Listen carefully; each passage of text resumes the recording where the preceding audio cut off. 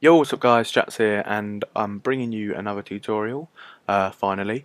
There's going to be a few of these ones. Basically what I'm going to do is, I'm going to see what you want to have a tutorial on, by picking out something from one of my current backgrounds like this one, or picking out something from another one, and asking me how to do it, and I should be able to make a tutorial on it. So I'm going to do quite a few of these. I'm going to be starting off with this kind of orb rim in the center here, and I'll show you how to do the little bit in the middle as well. But we'll be focusing on these kind of indented rims. So yeah, let's get started. We're going to Photoshop. I've already got a canvas up, which is just random. I don't know what you'll be doing it on, but you can just follow these steps. I'm going to bring the rulers on, make it straight in the middle, and by doing that, if you don't have rulers activated, go to Window and select Rulers, or you can just do Command R and they'll pop on and off like so.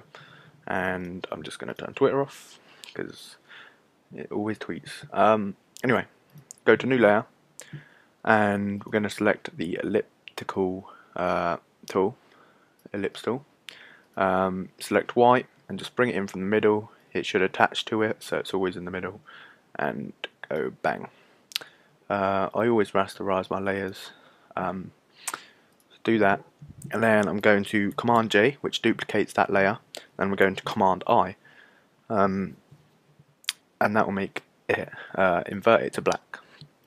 I'm going to pull it inwards, and when you do this, you want to hold down Shift and Alt, because otherwise it's going to go all weird like that.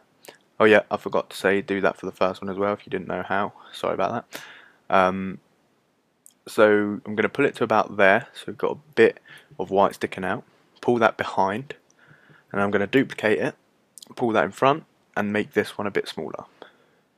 To about there. A bit bigger. Then you just want to check that, and that should be fine. Alright, so I'm going to put this behind as well. Now this one, which I've got selected, the second black circle, you want to hold down Control, Command, go to the thumbnail of it and click, and it will outline the shape. Then you just want to click Delete while selected on the white circle, and it will delete it, so you've just got a rim like this. And then you can delete that black circle because you don't need that. And then we've got the other one, which we will be using later on, but it works in two ways, so it's pretty helpful. And now I'm going to colour in this rim here, so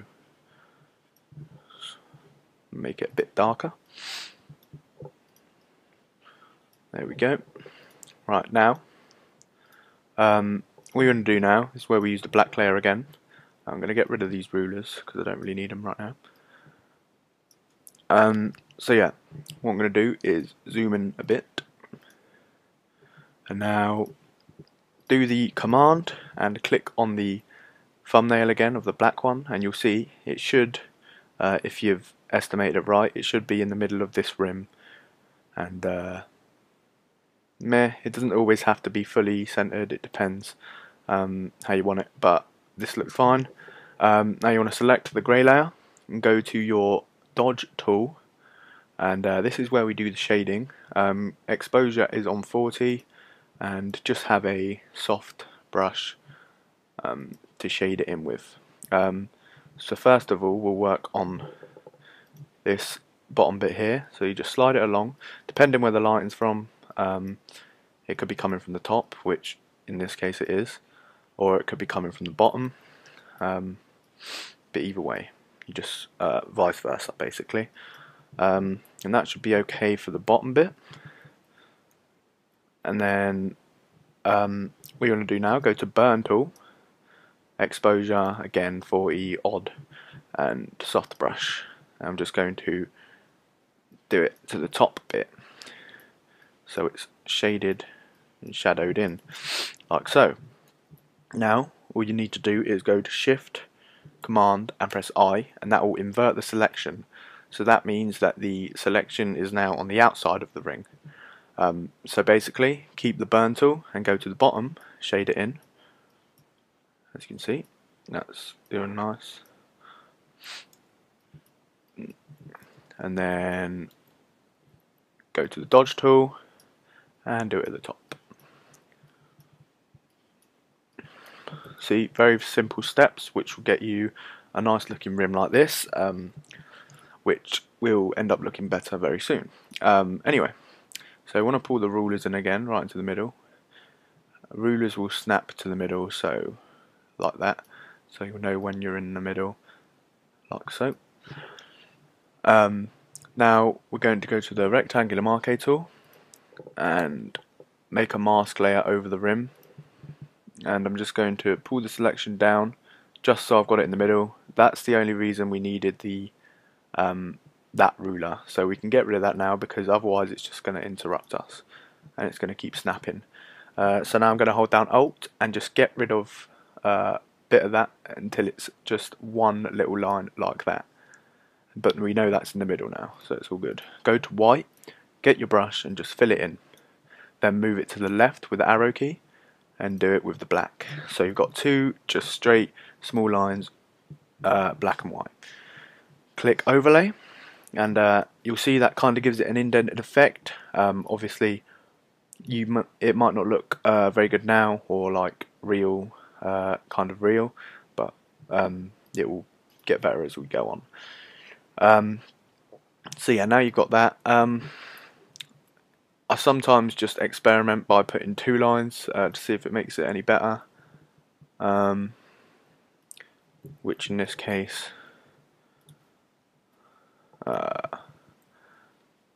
no, we'll just keep one. So yeah, now you've got that little indent. We're going to lower the opacity a bit. Sometimes it's a bit too bold and it just doesn't look like it's blended in that much. Right, now what you want to do is duplicate it by doing J. Right now I'm going to take off the mask because otherwise they're not going to lock onto it anyway because the new layers won't do that. And now I've got this one. I'm just going to go to Edit, Transform and Flip Horizontal, so it's flipped the other way. And then I'm using the arrow key to drop it down to that side. So now the white's on this side and the black's on this side. So it's just the opposite. Now you just want to merge these two, select overlay again because it would have got rid of it, and put it to 70% again. Now we've got that. What I'm going to do is duplicate. There's a lot of duplication in this, and then go to Edit, Transform, and then rotate 90 degrees clockwise, which will flip it, rotate it to there. So it's now in between there, in the middle. Now I can get rid of that ruler. So now we have 4 lines going through the center, and we're just going to merge them again. Overlay. Sometimes you want to do the overlay till leave it till the end or something, because you're gonna have to keep doing it anyway. So I've brought the opacity back up because it does look alright like that. Now, depending on how many of these little indents you want, you can keep doing it, rotating, merging, that's not a word, etc. Sorry, it's just because I write it all the time. Anyway, so yeah, if you want to do it again, you can just do it so it's going through diagonally as well. But I think we'll keep it at that. So merge them, overlay, and done. What you sometimes might want to do is duplicate it if it doesn't look bold enough, or yeah, so you can just duplicate it and make it bolder so you can see it better and all that stuff. Now if we go into actual, we are in actual pixels, so okay. Now I'd suggest you do, if it's going to be this big of a rim, make 2 lines of the indent instead of 1 line each, because it doesn't show up like as much on a bigger rim, but hey ho, that'll do. Go to brightness and contrast, And then I'm going to bring contrast fully up and just mess about with it until I think it's fine, which that will do, and merge down. Now what I've done on this one, this does look a bit different, just because it's more of a rim, no, more of a gloss line around it instead of a beveled effect. But we're just going to duplicate this one and bring it out a bit like that. So there we go. Now what I usually do is make the middle one a bit lighter, so just have a bit of difference, and then have a overlay on the top one, which no, sorry, not an overlay on the top one. You want to have an inner shadow on this one. So it's like that. So it looks like that's overshadowing that one a bit, like so. So them simple steps made this, which looks pretty good in my opinion. It's not really hard to make either, is it? So now this is where you go to the back layer, and we're just going to make this grey. So mask it quickly. A very dark grey though, so we'll say about there. Yeah, that'll do. And then you go to dodge, and we'll do a bit of shading again. So if you want, you can just blob a bit of dodge in the middle. Wait, I have to merge that down first. You might want to put exposure all the way up for this though, because it's a dark grey. Make it a bit bigger, and just might want to tap it a few times. But the problem is, the darker the colour is, the more it's just going to have this ripple effect. So I'm just not gonna do a burn basically, and you can just shade it around. You won't see much change, but like if you keep doing it, it'll get to the point where you've got a nice bit of inner shadow on the middle. This might take a few times. There's other ways of doing it. You could just get a brush and do all that, but I like using the burn tools. Now you can't see a lot of difference, and a more accurate way to do it would be with the feather marquee effect. So I'm going to just do that because, to be fair, it just doesn't stand out as great when you do that. I'm going to brighten it up a bit, and then I'm going to thumbnail it like before. I'm going to go to select contract. I'm going to do about 20. Oh, that's still a bit too low, so do another 20. So there we go. Now I'm going to go select, modify, and feather. Now we'll put it on about 30, 35. That should be fine. And then I'm going to make a new layer, mask it, and go Shift Command I, so it's on the outer, so when you do it, it'll come up there. And obviously, as I said, it's dark, so you won't be able to see it that much, but it's made a nice little effect, and it's noticeable. So anyway, now we want to bring a logo in, which in this case mine.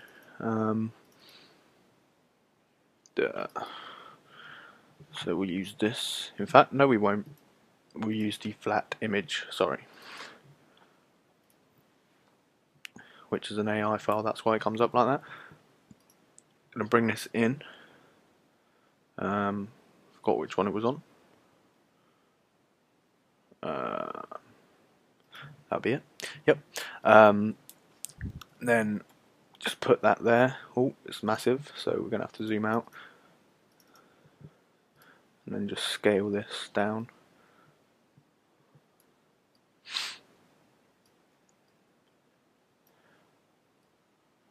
There we go. We want to go back to actual pixels.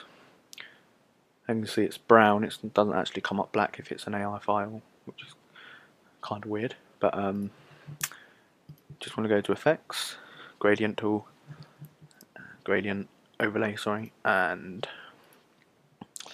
we're going to select kind of the same blue as near as we can get as the background.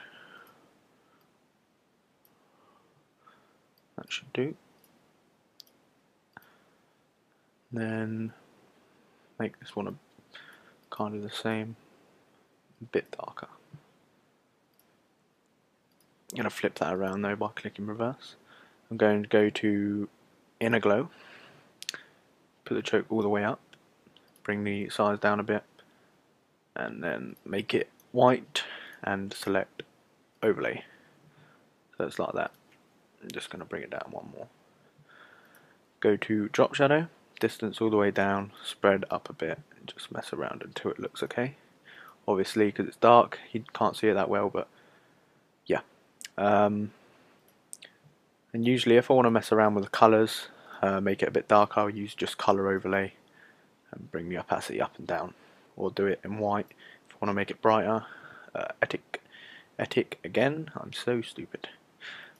Anyway, so you can try different things on this. I didn't put beveled on the one in the background, but I was just seeing how it would look, and not very well apparently. Oh, I forgot to show you a step on the rim. Let me just go back to the rim. So now you've got these two rims. What you want to do is, I'm going to duplicate that one. You're going to have to do this to both of them, and then go to mask. So mask that layer like so, and merge it down. And I'm just going to duplicate it again, make it black. So we've got one white, one black, and the original at the bottom. I'm going to hide the black for a second. Then I'm going to do the command. You're going to have to follow these well, because it might get confusing. So do the command thumbnail, marquee that out, the original one, and then go to your marquee tool, so you can use the arrows to go one down. You might want to do it two. I'm going to do two. So just bring the marquee tool two or one down, and then press delete selected on the white circle, and you'll see it will bring out this highlight around the top. Then bring the black one back in, do the same as you just did, but then, oh, I selected the wrong one. It's that one, there we go. And then do the same thing but go up twice and delete that. So we've got a shadow bit at the bottom which is hard to see because of the dark background, and then the white layer at the top. We can merge them, and then we can just go overlay and give it a nice bit of highlight on the top. And then if you want to do that on the next one as well, so duplicate, fill in white,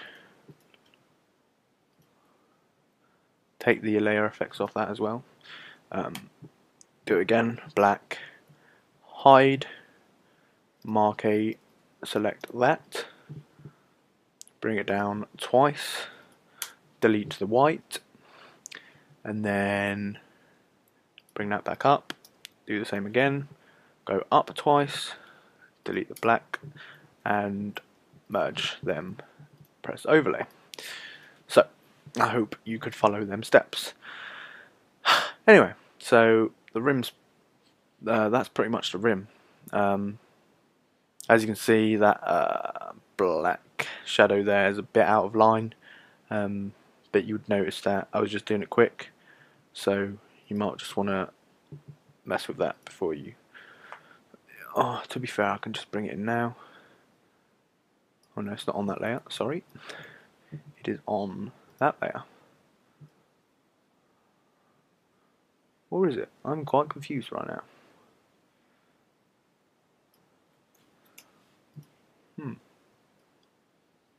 Ah, there we go, that's why. There we go. That's more like it. Right, so we've got that now. As you can see on the background, that oh, I don't know why I done that. The logo looks a bit different. It's a bit of a different shade, but you get the gist of it. That's not really what we're looking at, to be fair. If you want to add a bit of glow, just add a I thought that was soft. Add a bit in the middle, just behind that, and then just pull the opacity down a bit, just so you got a bit of glow from the middle. Now the rim looks okay to me. The middle bit's not looking too great, but that's not really what the focus was. I hope you learned something from these rims. As you can see, they do look a bit different to these ones, but I do it different quite a few times, but you get the same nice kind of effect on it most of the time. So I hope you like this tutorial. Please give it a like if it helped you. If it didn't, it'd be nice to give it a like anyway. But yeah, thanks a lot. Hopefully some more tutorials coming soon, and also the 60k video, which is now not even a 60k video because it's quite a while ago, but you'll see what that is in the next few days. So thanks a lot. Give me a comment saying what you want to see a tutorial on, and thanks a lot. Peace guys, Stratzeh.